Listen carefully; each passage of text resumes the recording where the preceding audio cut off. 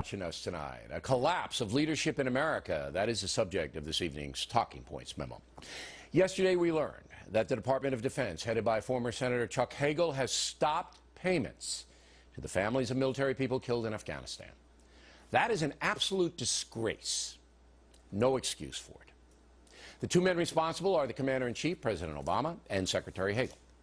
The President has the power by executive order to pay for anything he wants, despite the government shutdown. Hagel allowed it to happen. He should resign immediately. The situation is so outrageous that Ken Fisher, who heads up the Fisher House charity that helps military families, says that his organization will pay the families' expenses until the government wises up. Military benefits to the families of those killed in action are about $100,000. And we know of 26 service families that have so far been denied. We have the names of 6 military people who are being dishonored by their own government. Lieutenant Jennifer Moreno, Sergeant Patrick Hawkins, Sergeant Joseph Peters, Private First Class Cody Patterson, Lance Corporal Jeremiah Collins, and Private Anil Lopez. These brave Americans sacrificed their lives for this country, and they get this, they get this.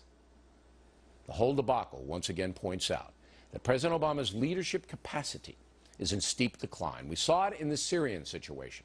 We're seeing it again in the government shutdown. A new Associated Press poll says the president's job approval rating has now slipped to 37%, the lowest point in his tenure.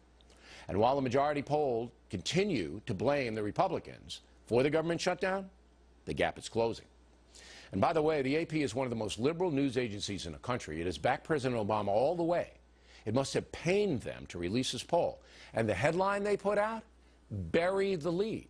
The headline says, poll, GOP gets the blame in shutdown. So you can see how fair the AP really is. The entire Obamacare government shutdown thing is a catastrophe.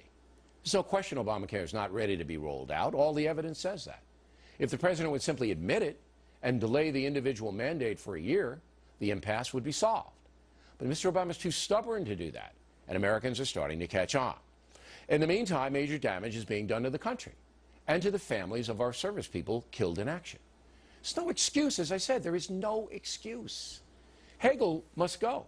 He's lost all credibility among the military, and the president should order those payments immediately.